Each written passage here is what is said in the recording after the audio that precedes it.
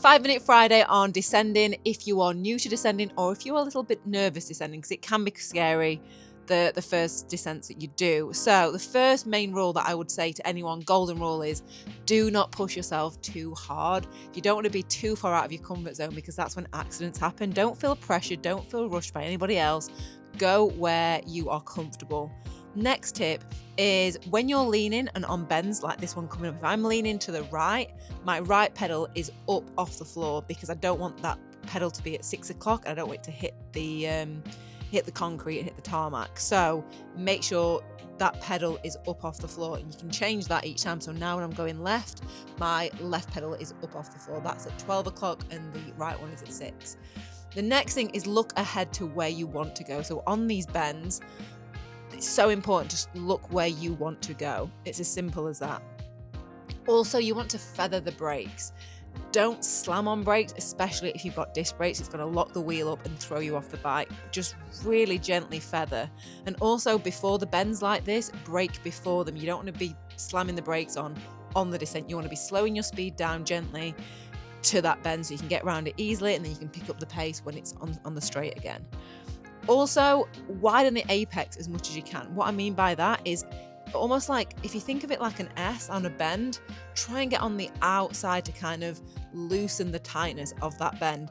The tighter you are into those corners, the harder it's going to be to turn. So you just want to kind of widen it out as much as you possibly can. Then the other thing is relax. It's fun descending when you get used to it, and it's meant to be fun. So just kind of take your time with it and keep your body kind of like loose and supple, and your arms soft. You don't want to be locked out. You don't want to be really stiff and rigid, because it'll make it uncomfortable. You kind of want to be flowing with the road, and that just comes with time and practice. Also, if it's really steep and the descent that you're going down, don't be afraid to kind of shuffle your bum kind of back off the saddle. It's kind of what mountain bikers do when they're descending. It's just a better way to distribute the weight on the bike, and it just basically makes it easier to control the bike, so you're not kind of falling too far forward.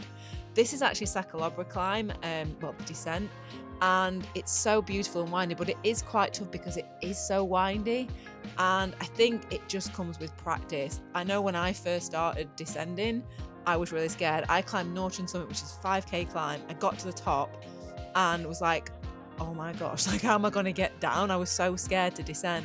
2 guys came in a row with me and just kind of showed me some of these basics. So I think it does just come with time and practice. But yeah, number one overall rule is do not push yourself too far out of your comfort zone, because that's when you can kind of lose control of the bike, and that's when accidents happen. So just ease off. You can go as slow as you want, but just be careful, because there is no prizes for descending. Like, push yourself on the uphills, but just be careful on the downhills.